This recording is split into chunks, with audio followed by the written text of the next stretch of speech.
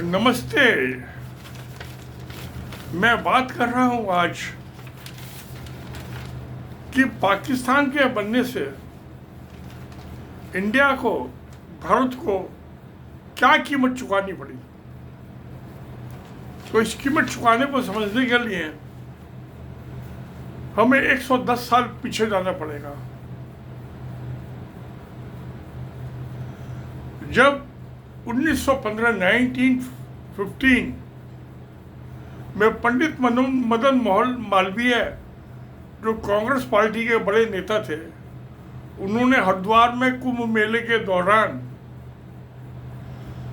अखिल भारतीय हिंदू महासभा की स्थापना की। और इसका जो मुख्य काम था कि इंडियन नेशनल कांग्रेस के अंदर एक सिंपली प्रेशर ग्रुप, दबाव ग्रुप बनाना था। उस टाइम कुछ से ज्यादा कुछ नहीं था। और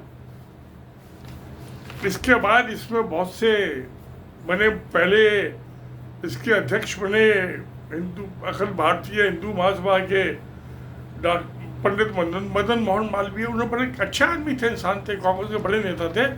और बनारस यूनिवर्सिटी की भी स्थापना उन्होंने की, फाउंडर थे।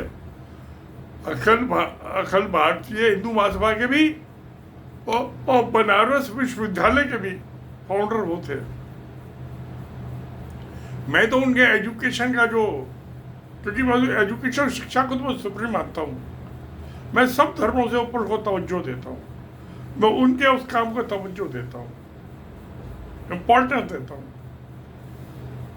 उनके जो हिंदू महासभा की स्थापना की, वो मेरे लिए सेकेंडरी चीज है, बहुत जो वो ज़्यादा मायने नहीं रखती। मैं नींव डाली उन्होंने एज ए प्रेशर ग्रुप, हिंदुओं का अलग किया बाकी समाज से। इसके दूसरे फिर अध्यक्ष बने लाला लाजपत राय, पंजाब के।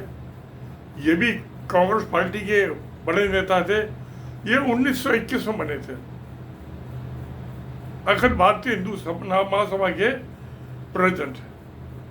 उसके बाद तीसरे बने नायक दामोदर सावरकर। ये 1937 में बने थे। और 1943 6 साल रहे सर। इन्होंने ट्रांसफार्मर कर दिया हिंदू अखिल भारतीय, कायाकल्प कर दिया। और इसके अंदर हिंदू समाज में कट्टरता, मुसलमानों के लिए नफरत और हिंसा की तो मोड़ दिया। जो प्रेशर ग्रुप जो था उसको इंडिपेंडेंट आइडेंटिटी दे दी। एंटी मुस्लिम, कट्टरता, कट्टरपन और हिंसा, वायलेंस। इसके बाद चौथे अध्यक्ष बने डॉक्टर श्यामा प्रसाद मुखर्जी। वो तो सिर्फ 2 ही साल रहे, 1945 से 47। सावरकर रहे थे 10 साल, नहीं 6 साल। सावरकर 6 साल और ये 2 साल।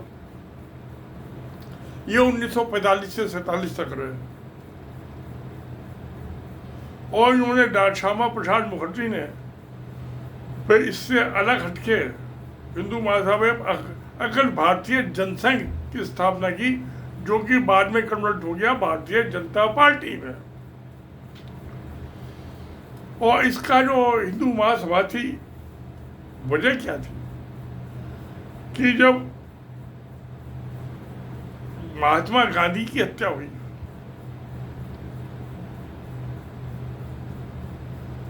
तो उसमें जो है हिंदू महासभा का एक एक्टिविस्ट था नाथुराम गॉडसे। वो पहले आरएसएस में भी था वो। तो इन दोनों से ही उसके एक हाथ में आरएसएस, राष्ट्रीय सेवा संघ, और दूसरे हाथ में हिंदू महासभा, दोनों का कॉकटेल था। जिन्हों विस्की मिला लो तो कॉकटेल हो गई बढ़िया, आधी आधी मिला लो।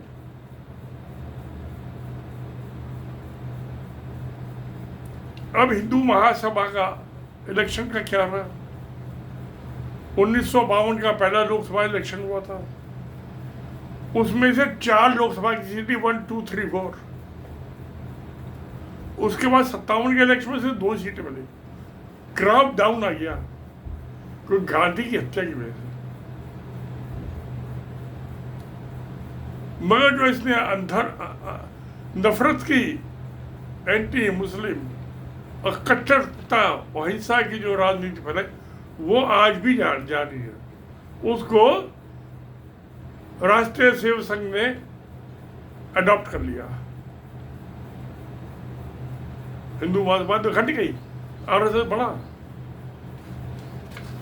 तो ये अखिल भारतीय हिंदू महासभा की बता दी मैंने। अब उसके बाद आई एक और अखिल भारतीय राम राज्य परिषद। भगवान राम, उनके नाम पे माने अखिल भारतीय राम राज्य परिषद। ये इसका तो चुनाव चिन्ह होता था हिंदू महासभा का सूर्य सन गोल, और जो ये राम राय, इसकी जो राम का तीर कमान होता था ना, तो तीर कमान इसका चुनाव चिन्ह था। तो इसके जो थे स्वामी करपात्री, नललाल शर्मा और हरि राम नथानी, ये 3 इसके जो थे करपात्री जो थे नायक थे। इसका उद्देश्य था सनातन हिंदू वर्णाश्रम की स्थापना, एंटी शुल्क कास्टिज्म फैलाना।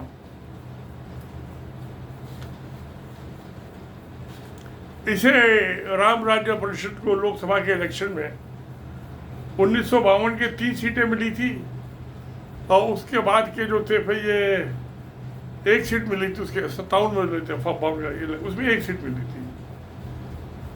और इसे कुछ स्टेट्स में, यूपी में, राजस्थान में असेंबली की सीटें भी मिलती थी। इसमें 50s और 60s में इलेक्शंस हुए थे जो। तो इसका ये दूसरा जो था ये संगठन था। तो ये जो थे, ये 1915 में जब हिंदू महासभा बनी, तो अफगानियों को महसूस हुआ कि इससे अलग हो जाना चाहिए। वहाँ से यही वजह नहीं, वजह तो और भी हो सकती है, और थी उनमें राष्ट्रवाद का भी कुछ फीलिंग हुई। और वहाँ का जो पुराने थे किंग्स, वो भी अपनी किंगडम वापिस चाहते थे कि हम दोबारा किंग बन जाए। नतीजा 1918 में, 1915 में ये बना हिंदू महासभा, 1918 में अफगानिस्तान बन गया। होता है, कुदरत की माया है। तो क्यों हम हिंदू महासभा को ज़्यादा नहीं ब्लेम करना चाहिए। गुनाहगार तो जब दाऊद वीर सावरकर बना तब से हुआ। बाकी तो मदन मोहन मालवीय को उसके लिए ब्लेम करना मैं ठीक नहीं समझता, मुनासिब नहीं समझता। उसके बाद आप आइए 1937 बर्मा, 1 अप्रैल 1937 को बर्मा को भी अंग्रेजों ने हिंदुस्तान से अलग कर दिया। दूसरा बंटवारा, क्योंकि उनका कहना था हम बुद्धिस्ट हैं, और ये हिंदू महासभा तो चाहे बुद्धिस्ट हो, चाहे मुस्लिम हो, चाहे सिख हो, सबके खिलाफ थी। मुसलमानों के ज़्यादा खिलाफ थे। फर्क ये था, मुसलमानों के खिलाफ ये हिंसक थे, और क्योंकि बुद्धिस्ट जो अहिंसक है, सिख भी अहिंसक ही है। गुरु नानक भी हिंसा के खिलाफ थे बाबा। तो इसलिए बर्मा ने भी यही समझा किया कि इसको भी अलग कर दो। तो 1 अप्रैल 1937 को बर्मा अलग हो गया। चलिए, हो गया, खुश रहे बर्मा, वहाँ के निवासी। अब वहाँ कुछ गड़बड़ हो रही है, रोहिंग्यास आते हैं, सुप्रीम कोर्ट कहती है इनको सिटीजनशिप, मैं गलत मानता हूँ। अरे बर्मा तो हिंदुस्तान का हिस्सा था, इंडिया का हिस्सा था, तो रोहिंग्या क्या हिंदुस्तान के सिटीजन क्यों नहीं हो सकते? उन्होंने थोड़ा अलग किया था। जो बर्मा के मुस्लिम हैं, वो तो बुद्धिस्ट से झगड़ा था, बुद्धिस्टों ने बनाया था, तो रोहिंग्या ने नहीं अलग हुए थे वो। तो ये गैर इंसाफी हो रही है, हैवानियत हो रही है। अब उसके बाद क्या हुआ? 10 साल बाद 47 आ गया, अप्रैल अगस्त समझे, 10 साल के बाद पार्टीशन एक और हो गया, तीसरा पार्टीशन, पाकिस्तान बन गया। क्योंकि वो मुस्लिमों के खिलाफ जो नफरत की आंधी चल रही थी हिंसक, ये मुस्लिम लीग जो बनी थी उसकी वजह भी ये थी हिंदू कट्टरवाद, जो दाऊद वीर सावरकर ने जिसको इन्फ्यूज किया। हिंदू महासभा हिंसक नहीं थी।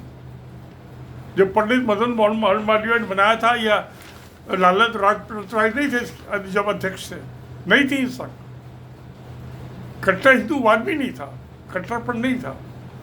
ये सब दाऊद मोहन सावरकर की देन है। तो उसके बाद जब ये हिंसात्या का दौर चला, वायलेंस का, तो मुस्लिम लीग की स्थापना हो गई। अब 2 घोड़ों की दौड़ चालू हो गई, कौन जीता कौन हारा। मुसलमानों को ये महसूस हुआ कि हम यहाँ नहीं रह सकते, दाऊद और वीर सावरकर के हिंदुस्तान में, यहाँ तो हम हत्या हो जाएगी। अलग हो गए वो, पाकिस्तान बन गया 47 में। ज़्यादा टाइम नहीं लगा। तो जो सावरकर का टाइम था,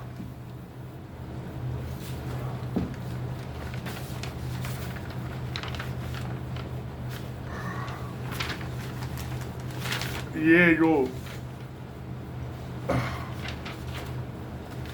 उसको अलग होने में ज़्यादा टाइम नहीं लगा सावरकर को। सावरकर जो थे ये तो 43 तक रहे, मगर 40 में ही, ये 37 के बाद के 30 साल में जब इन्होंने ज़्यादा झोंटे खाए तो मुस्लिम लीग बन गई। और फिर जो हुआ तो आपको मुझसे ज़्यादा पता प्यारे दोस्तों, पाकिस्तान बन गया। उसके बाद ये कुछ आदमी जो थे आरएसएस के, इसमें हिंदू महासभा में क्या हो, उन्होंने फिर भारतीय जनसंघ बना ली। शुरू में भारतीय जनसंघ में कट्टरपन नहीं था, ये बाद में आया। एंटी मुस्लिम तो थे।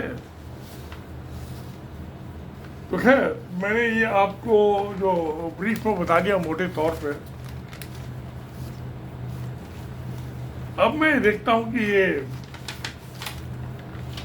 जो इसका हुआ सब ये मामला, तो यानी कि 3 बंटवारे हुए। पहले अफगानिस्तान हिंदुओं से अलग हुआ, हिंदू राष्ट्र थे। दाऊद और वीर सावरकर ने तो हिंदू राष्ट्र का ओपिनियन नारा दिया था, जो उसको जिसको राष्ट्रीय सेवक संघ ने अडॉप्ट किया। तो अब हिंदू राष्ट्रवाद, हिंदू राष्ट्र, दोनों में फर्क है। हिंदू राष्ट्र कभी नहीं बन पाएगा, ये सपना ख्वाब, और ना अखंड भारत कभी बन पाएगा। अखंड भारत अफगानिस्तान, इंडिया और बर्मा, बांग्लादेश को मिला के नहीं बन पाएगा। जमाना बदल गया। 1915 और 2025 110 साल में। तो अब इससे पाकिस्तान के हमें कॉस्ट क्या, अफगानिस्तान से हमें कुछ ऐसा कोई यादव के बीच में तो बफर स्टेट आ गया ना पाकिस्तान, नहीं तो अफगान तो हमेशा आते रहे दिल्ली। चाहे तो वो आया था अहमद शाह अदाली 1661 में, बाबर आया था, उससे पहले मोहम्मद गजनबी मोहम्मद गौरी आया था। तो ये तो अफगान आते रहे हैं, मगर बीच में जो बफर स्टेट बन गया आप पाकिस्तान को हटा दीजिए तो अफगान अभी भी आ जाएंगे। आप पाकिस्तान को हिंदुस्तान में मिला दो या पाकिस्तान को अफगानिस्तान में मिला दो, अफगानिस्तान पाकिस्तान एक देश बना दो, अभी भी आ जाएंगे, दिल्ली पे कब्जा कर जाएंगे। खैर, अब मैं उसको भविष्य को तो कोई नहीं जानता, मिल भी सकते, नहीं भी मिल सकते, मुश्किल है मिलना। तो जो इसका क्या हुआ, पाकिस्तान का सबसे पहला 47 में बना, अगस्त में। तो महात्मा गांधी की हत्या कर दी नाथूराम गौडसे। नाथूराम गौडसे का जो पेरेंट बॉडी थी, आरएसएस और हिंदू महासभा दोनों ही थे, कि वो दो, क्योंकि वो टू नेशन थ्योरी के खिलाफ थे और मुस्लिम अपीजमेंट का ये इल्जाम लगाया है, और इसलिए महात्मा गांधी की हत्या कर दी, साबरमती के संत की हत्या कर दी। एक लाइट चली गई और रोशनी चली गई। वो मॉरल लीडर था, सबको दुख हुआ। उसके बाद 4 मेजर कॉन्फ्लिक्ट्स में, अब पांच लगा दीजिए। 1947 में जम्मू कश्मीर को लेके, 1965 में फिर वही जम्मू कश्मीर का मसला, फिर 1971 में इंदिरा गांधी तोड़ के बांग्लादेश बना दिया। 1965 में लाल बहादुर शास्त्री था, 3.5 फुट का आदमी, 4 फुट का आदमी प्राइम मिनिस्टर। और फिर 99 में कारगिल को लेकर, और अब ये 2025 में मई के महीने में, और 4 दिन के थे, 4 डेज। 4 दिन में तो ठीक से चुम्मी नहीं ली जाती, वोट नहीं पिए जाते। हनीमून तो बहुत लंबी चीज है, हनीमून का तो 1 साल चाहिए। 4 महीने में ब्याह शादी कर तो पहचान नहीं होती जान पहचान में अभी भी की। तो इसको क्या कहे, इसको लड़ाई का या ऐसी चीना झपटी कहें? चीना झपटी कहना ज़्यादा अच्छा रहेगा, मगर कीमत तो सबकी चुकानी पड़ी। कोई मुफ्त में नहीं लड़ी, चाहे तो चीना झपटी लड़ी। तो सन 47 से लगा के और 2000 पर कितना खर्च हुआ, कितने आदमी मरे, उसको लड़ाइयाँ लड़ने कितने हथियार खरीदने पड़े, और हथियारों खरीदने में कितनी रिश्वतखोरी हुई। पैसा तो प्यारे दोस्तों मेरा आपका टैक्स पेयर का गया। किसका था वो पैसा? नेताओं का नहीं था, पॉलिटिकल पार्टी का नहीं था। तो मैं महात्मा गांधी की हत्या को तो मैं उसकी कोई कीमत नहीं लगाता। वो मार्केट वैल्यू के, फेयर मार्केट वैल्यू के हिसाब से उसकी वैल्यू 0 थी। वो तो बुढ़ा हो चुका था बेचारा, मैं तो 80 साल का हो गया, मुझसे छोटा था उम्र में, छोड़ दीजिए उसके बाद। मगर इनमें जो लड़ाई हुई में सब में कॉस्ट आई है। अब इसकी वैल्यूएशन में रजिस्टर्ड वैल्यू और गवर्नमेंट इंडिया का कैसे करूं, आदमियों की, इंसानों की जिंदगी की कैसे लगाऊं? जो इंफ्रास्ट्रक्चर टूटा, बिल्डिंग टूटी, रोड टूटे, कैसे लगाऊं? जो हवाई जहाज टूटे उनकी कैसे लगाऊं? जिन औरतों की अस्पत लूटी गई उसकी कैसे, कितनी की बदलाव? बहुत तकरीबन नामुमकिन सा काम है। आप देख लीजिए, कोई रास्ता हो तो कमेंट बॉक्स में लिख के बता दीजिए। इसको वार क्या कॉन्फ्लिक्ट ही कहना चाहिए, मैं तो कॉन्फ्लिक्ट कहता हूँ उसे, चीना झपटी। तो वार तो हुई थी, सेकंड वर्ल्ड वार जो 4 साल चली थी, इनमें कोई 15 दिन से ज़्यादा चली नहीं है। अब तो 4 ही दिन आके 15 दिन से भी कट गए। तो उसका टेरर अटैक की तो एक लंबी लिस्ट था। कुछ अटैक पाकिस्तानियों ने कराए, कुछ आरएसएस ने अपने स्वयंसेवकों की हत्या की और बम फाड़े। जैसे मक्का मदी मालेगांव वाला केस चल रहा है अभी, 8 मई को उसका जजमेंट आना था, मगर जज साहब उसको 30 जुलाई को देंगे, जिसमें ये बीजेपी की एमपी प्रज्ञा सिंह ठाकुर, एक कर्नल है, आर्मी के 2-3 आदमी हैं, 7 या 8 आदमी है उसमें। तो इसमें हत्या में डॉक्टर श्यामा प्रसाद मुखर्जी, जो पहले वो अध्यक्ष हिंदू महासभा के भी रहे और भारतीय जनसंघ के भी रहे। उनकी हत्या हुई, पंडित दीनदयाल उपाध्याय की हत्या हुई। मैंने उसमें 8 या 9 का उससे पहले वीडियो बनाया, देख लीजिए। उन हत्याओं का मैंने ब्यौरा दिया है। ये भी आतंकवाद था। और तो जज BH लोहिया की हत्या करा दी, जिसके पास जो अमित शाह का ने जो प्रजापति और सौरभ की हत्या कराई थी उसमें, और जो हिरेन पांड्या था उसकी भी प्रजापति ने हत्या की थी, क्योंकि वो नरेंद्र मोदी से सीधे प्रचारक था, होम मिनिस्टर था गुजरात की स्टेट गवर्नमेंट में, और वो प्रधानमंत्री बनना चाहता था। उसका इस्तेमाल करके अपने चेले का मोदी के डिप्टी ने उसकी हत्या करा दी। वो मुकदमा था, इसलिए लोहिया की भी हत्या करा दी CBI की स्पेशल जज की। तो ये भी तो आतंकवाद का एक शकूल है या नहीं है प्यारे दोस्त? किसी भी हत्या करो, उसका पर्पज कुछ भी हो। और आज भी एक भी हत्यारा आजकल गिरफ्तार नहीं हुआ। झूठे सच्चे मुकदमे में मुसलमानों को तो किया, पाकिस्तान को ब्लेम किया गया, तो खैर वो चाहे हिंदू आतंकवादी हो मुसलमान, उसमें नुकसान तो हुआ है। तो उसकी कितनी कॉस्ट है? अब जो ये फौजों में खर्चा होता है, डिफेंस स्पेंडिंग खर्चा, एक्सपेंडिचर, इसका असली शक्ल आप नहीं जान सकते कभी, मैं भी नहीं जा सकता। पहले तो क्लियर कट होता था, मगर 62 की लड़ाई के बाद ये बॉर्डर रोड ऑर्गेनाइजेशन बना दिया। उसमें आर्मी के जो सीनियर ऑफिसर्स होते हैं वो होते हैं, वहाँ लेफ्टिनेंट जनरल है, मेजर जनरल है, मगर वो चार्ज होता है सिविल बजट को, डिफेंस बजट को नहीं करता। पहले होता था, जब बॉर्डर बनी, पहले तो बना ही नहीं था, MESC करते थे, मिलिट्री इंजीनियरिंग सर्विस। अब जो मिलिट्री इंजीनियरिंग सर्विस वो भी सिविल बजट को चार्ज होती है, डिफेंस को नहीं होती। जबकि लेफ्टिनेंट जनरल उसका इंजीनियर चीफ होता है। सारे चीफ इंजीनियर हैं उसके मेजर जनरल लेवल के ऑफिसर्स हैं। चीफ टेक्निकल एग्जामिनर बसंत मलिक मेरा दोस्त है, तो नोएडा में रहता हो, तो वो भी चीफ इंजीनियर लेवल का था। ये सब आर्मी के होते हैं। मैं बजट को चार्ज होता है सिविल का।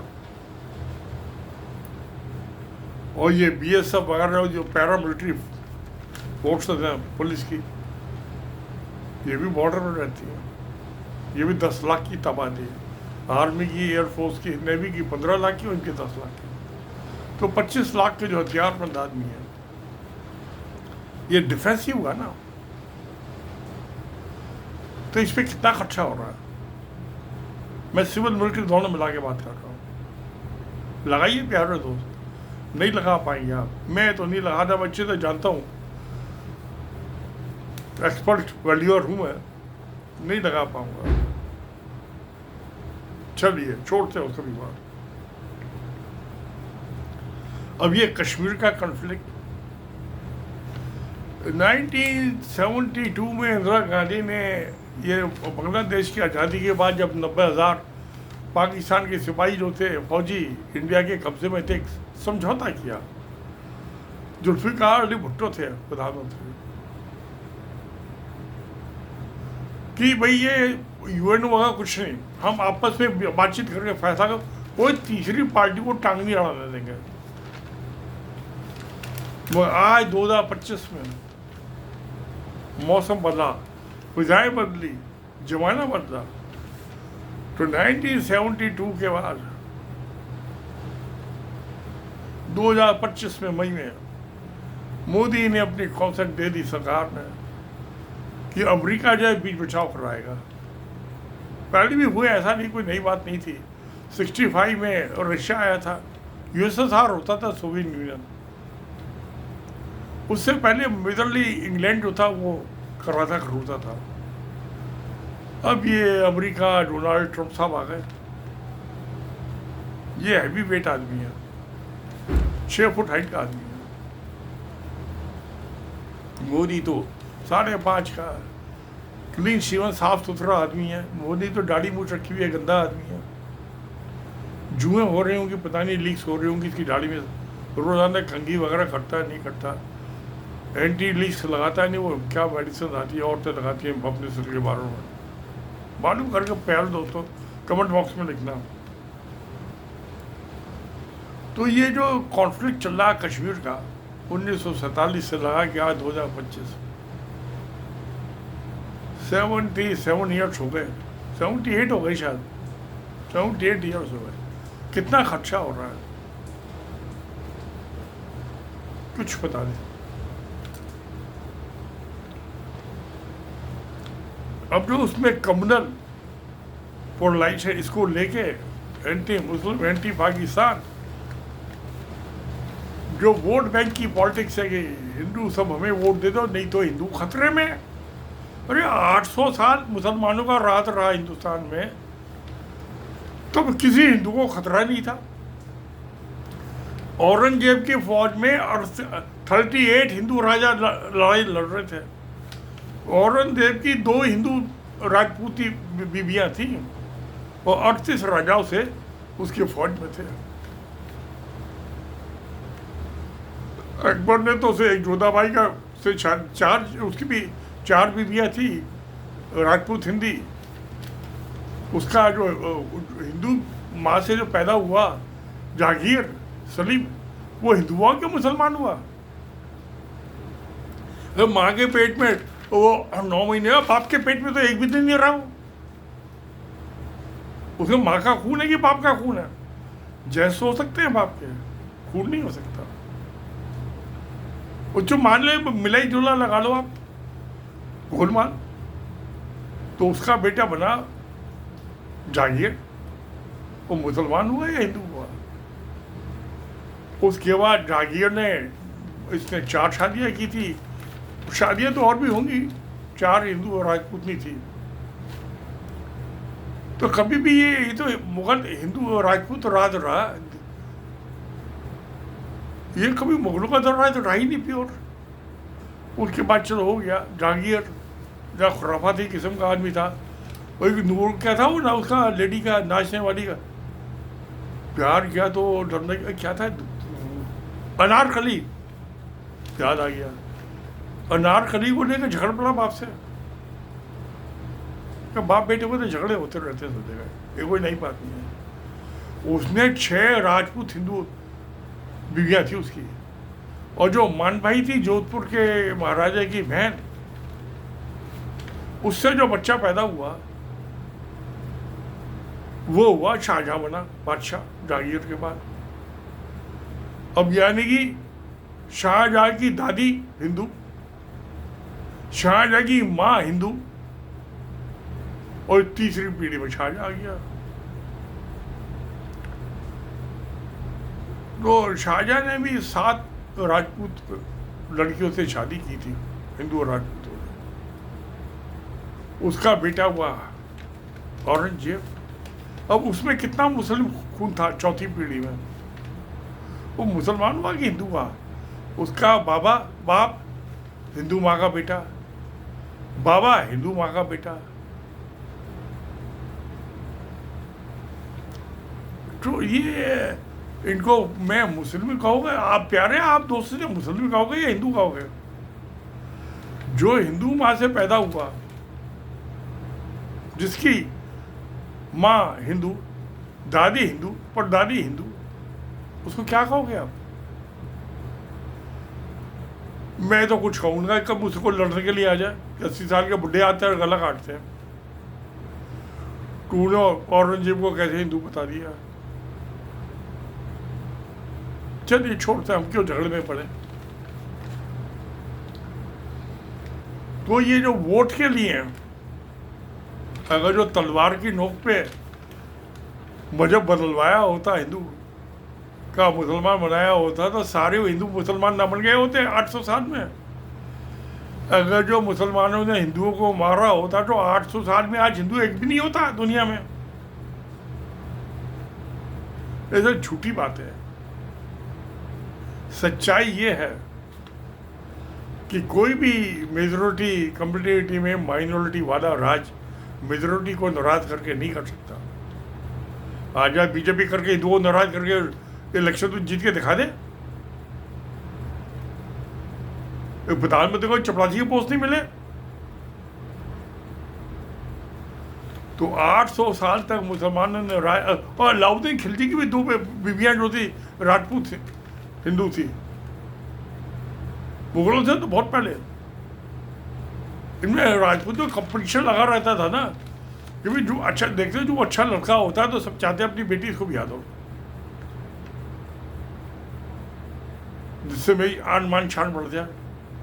जैसे आज का आर एन रवि है, तमिलनाडु का गवर्नर, IPS ऑफिसर, उसने अपनी बेटी नरेंद्र मोदी को दे दी जिससे उसको गवर्नर बना दे। यह हमेशा से होता है यार, ये हिस्ट्री में कोई नई चीज़ नहीं है। आर एन रवि को अनोखा, और भी पता नहीं कितने गवर्नरों ने दी हुई होंगी अपनी बेटियां नेताओं को। तो चलिए ये हो गया। अब मैं ये मेरी निगाह में ये सब छोटी बातें हैं। सबसे बड़ा जो लॉस हुआ है पिछले 77 साल में, फॉर अपोस्ट 77, loss of trade and connectivity business. हजारों साल से, मैं 10, 20, 50, 100 साल की बात नहीं कर रहा हूँ, और नॉर्दर्न इंडिया का ट्रेड जो था, सेंट्रल एशिया, सेंट्रल इंडिया और नॉर्दर्न इंडिया का, वो वाया, अब जो पाकिस्तान बोल लो, अफगानिस्तान होता हुआ सेंट्रल एशिया जाता था, काबुल कंधार होता हुआ, और यूरो एशिया तक जाता था। उसका नतीजा ये था कि इंडिया का ट्रेड जो था, वर्ल्ड ट्रेड की 23% GDP इंडिया की थी और 23% चाइना की थी। आज क्या है, पाकिस्तान की वजह से, पाकिस्तान, हिंदुस्तान, हिंदू 3% GDP है जी, 3% वर्ल्ड ट्रेड की GDP के 3% ऑनली। तो इसमें लॉस ऑफ ट्रेड बिजनेस, वो कितना बड़ा नुकसान पहुंचाया हिंदू मुसलमान ने। तो RSS को मैं BJP को ब्लेम नहीं करता, कुछ नहीं समझता BJP को। इसका जो मदर है, आइडियोलॉजी का जो इसका फादर है, वो RSS। उसको इस बात पे विचार करना चाहिए कि इस 77 साल में, 77 ईयर्स में हमारी हिंदू मुसलमान की जो हमने की है, जो सावरकर ने चालू की थी, एंटी मुस्लिम कट्टरता, हिंदू राष्ट्र, उसको अगर जो उसको लगा दे 37 को भी 1925 में बना था RSS। तो पिछले 100 साल में RSS ने कितना बड़ा हिंदुस्तान का नुकसान किया। हिंदुस्तान का, वो हिंदुओं का नुकसान हुआ है। राष्ट्र जाए भाड़ में। जिस हिंदू राष्ट्र की आप बात करते हो, आप अखंड भारत तो बना नहीं पाए। वह हिंदुओं का कितना नुकसान किया आर्थिक। बच्चे बेरोजगार घूम रहे हैं, लड़कों को रोजगार नहीं मिल रहा, लड़कियां अप्लाइड लड़के से शादी करनी चाहती हैं उसके माँ बाप, लड़के लड़कियों की उम्र बढ़ती जा रही, घर में शादियां नहीं हो रही हैं, तो बच्चे पैदा कैसे करें। तो हिंदुओं की आबादी घट रही है। इन्होंने जो प्रचारक है, तो शादी नहीं की, कई लाख प्रचारक होंगे 100 साल में। एक तो वो हिंदुओं का नुकसान हो गया, दूसरा ये बेरोजगारी में कौन इकट्ठे लड़के से अपनी बेटी भी आएगा कि भूखी मरेगी। तो वो नुकसान हो रहा है। वो जब लेट शादी होगी तो बच्चे कम होंगे, तो हिंदू का पैदा कम हो रहे हैं, तो हिंदुओं की गिनती भी कम हो रही है। अब ये हुआ। अब मैं डिप्लोमेटिक बर्डन भी है, राजनीतिक बर्डन हमें सब जगह, सारी दुनिया में जो हमारे एम्बेसीज हैं, राजदूत हैं, पाकिस्तान को गाली दो, ये पाकिस्तान ये कर रहा है, पाकिस्तान वो कर रहा है, ये मार दिया, वो मार दिया, बम फाड़ दिया। अरे क्या माहौल बना रहे पाकिस्तान, पाकिस्तान, मुसलमान मुसलमान। ये तो भाड़ में जाए पाकिस्तान और मुसलमान, अपना हिंदुओं का तो भला कर लो। जो आपने 23% के ट्रेड से 3% कर दिया, 20% कम, 90% उड़ा दी इसकी आर्थिक संपन्नता, मजबूती, फाइनेंशियल इकोनॉमी, उसमें तो कुछ सोच लो। तो कौन सी भलाई की है? क्या 1925 से और आज 2025 में पिछले 100 साल में हिंदुओं का कितना भला किया और कितना नुकसान किया है, उसकी क्या कॉस्ट है? वो बिजनेस में अपॉर्चुनिटी कॉस्ट, मौके की कीमत है। आपने पिछले 77 साल में कितना मौके की कीमत चुकता की है? वो मौके की कॉस्टिंग इकोनॉमिक्स में है। वैल्यूएशन में हमें जो ये हम कमर्शियल शॉप वगैरह का वैल्यूएशन करते हैं, बिजनेस वैल्यूएशन करते हैं, वो section 3 subsection 1 of the wealth tax act 1950 read with. Section B है बिजनेस और सेक्शन ए है property valuation, real estate. Read with schedule 3। Part A है बिजनेस और पार्ट बी है शेड्यूल 3 का ये रियल एस्टेट वैल्यूएशन। उसमें शॉप्स इंडस्ट्री वह समझ आती है। तो आप इसको वैल्यूएशन कीजिए। अपॉर्चुनिटी कॉस्ट, आज जो मौका है कमाने का वो कल होगा नहीं होगा पता नहीं। मैंने ड्राई क्लीनर की दुकान लगानी है, उस प्लेस की वैल्यू है, वो था बोलते था सीट गद्दी, माल तो गोडाउन में भरा रहता है, वहाँ से सैंपल रखे हुए होते हैं 100 200 ग्राम के, गेहूं के, चावल के, दाल के, लाला जी के सामने आपको चाहिए ट्रक लोड आपका पहुंच जाएगा गेहूं। वो तो 100-200 ग्राम का वो रखा था लोहे के कटोरों में अनाज। तो अपॉर्चुनिटी कॉस्ट, वो कितना बड़ा लॉस हुआ है। ये चीन के हमारे सामने आज कहते चीन की इकोनॉमी 6 टाइम्स हो गई, खाक हो गई। हम उसको कहीं का बीट कर देते। जब वो 49 में आजाद हुआ, लावे साल में इंफ्रास्ट्रक्चर डैमेज हो चुका था। वो माओ तू से तो उन्हें 100 years of peace and development की पॉलिसी बनाई 19 अब वो 2049 में पूरी हो जाएगी। चीन किसी से नहीं लड़ेगा, पीसफुल डेवलपमेंट। और हम पिछले साल लड़ाई, नफरत, हिंसा, हत्या। तो चाइना की 6 टाइम कहोगे, हमारी 10 टाइम डाउन हो गई। तो मैं इसको बड़ी बात मानता हूँ। पर डबल सबको समझाते रहे अपनी बात। अरे इसने मुझे छेड़ दिया, इसने मेरे चूक लिया, इसने मेरे क्या पिन चुबा दिया, इसने मेरा गुब्बारा फोड़ दिया, इसने मेरी कलम तोड़ दी, इसने मेरी दबात की शाही बिखेर दी। ये क्या हो रहा है? ये इतना फॉरेन मिनिस्ट्री खर्चा कर रही है एम्बेसडर और डिप्लोमेट्स पे। क्या कर रहे हो डिप्लोमेसी? ये डिप्लोमेसी होती है? डिप्लोमेसी होती है कि हमें ज़्यादा से ज़्यादा बिजनेस मिले। डिप्लोमेसी में ट्रेड रिप्रेजेंटेटिव होता है एम्बेसी में। वो बिजनेस क्या खाना, वहाँ से हिंदू मुसलमान में सारा टाइम बीत गया। Trade central Asia, euro Asia तक जाता था, वो पाकिस्तान बीच में बैठ गया।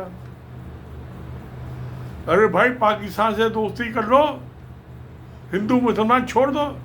मगर जब तक आप मुसलमान कहते रहोगे तो समझौता नहीं हो सकता। अफगानिस्तान में मुसलमान है, सारे सेंट्रल मिडिल ईस्ट की कंट्री मुस्लिम कंट्री है। तो आप एक अलग थलग पड़ गए, मुसलमानों को गाली दे गए। किसका भला किया आपने? हिंदुओं का भी भला नहीं किया। सबसे ज्यादा नुकसान ही आरएसएस ने हिंदुओं का किया। चलिए दोस्तों, ये इतिहास होता है, इसमें बहुत कुछ होता है, अच्छा भी होता है, बुरा भी होता है। इतिहास तो ऐसे है ना जैसे मियाँ बीवी के रिश्ते होते हैं, प्यार से भी रहते हैं, लड़ भी पड़ते हैं। कभी बेटे से झगड़ा हो गया बाप का, तो माँ बेटे का साथ देती है, अपने मियाँ का साथ नहीं देती। फिर जब बेटे की शादी हो जाती है, बहू भगा कर ले आ जाते बेटे को, तो बुढ़े बाप मियाँ के पास वापिस आ जाती है। कहते बेटा तो भाग गया मुझे छोड़ के।